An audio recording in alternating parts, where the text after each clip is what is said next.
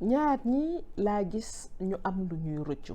ki nga xamante ne day liggéey ba sonn waaye du ci lekk te du ci naan ak ki nga xamante ne bi mu duggee ci néegu sëy dafa bàyyi jàng wala mu bàyyi liggéey bi mu doon liggéey. salaamaaleykum, maa ngi leen di dalal ak jàmm ci VSD Mina Pro. maa ngi tudd Amina Diagne, damay jàngale di coacher ci lépp lu jëm ci mbirum entrepreneuriat.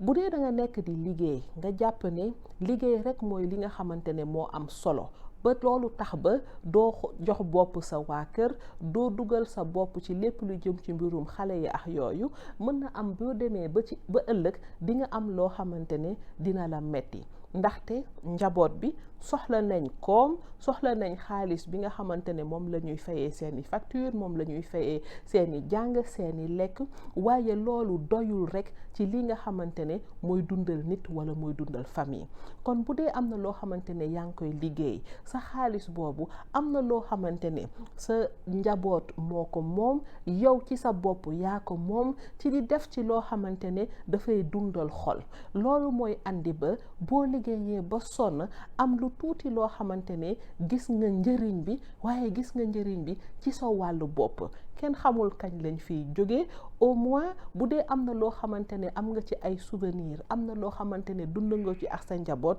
di nga gis njëriñ bi nga xamante ne li ngay liggéey amal na la ko waaye du rekk dajale xaalis ngir dajale xaalis. keneen ki tamit mooy ki nga xamante ne moom bëggoon na jàng walla bëggoon na liggéeyam, waaye njaboot tax ba mu ne loolu yépp daf koy teg ci suuf. bu dee dafa am loo xamante ne bëggal nga ko sa famille, bëggal nga ko sa njaboot, bu mu nekk ay choix yoo xamante ne danga koy def di ci gis loo xamante ne mu ngi lay metti walla nga naan su ma yëgoon.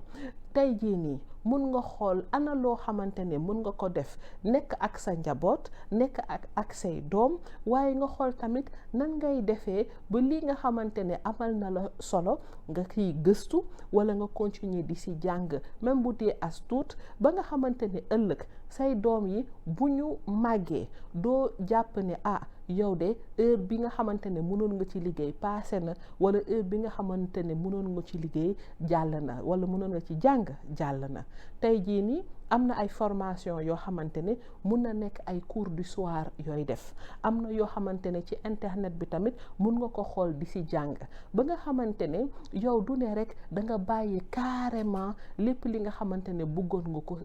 jàng walla bëggoon nga ko mën. nga xam ne xale yi buñ jàngee dina yomb si yow nga mun a delluwaat ci liggéey bi walla nga mun a delluwaat ci jàng bi. loolu lañ leen andi woon ci VSD Mina Pro tey, di leen jox dig daje ba dimanche prochain incha allah.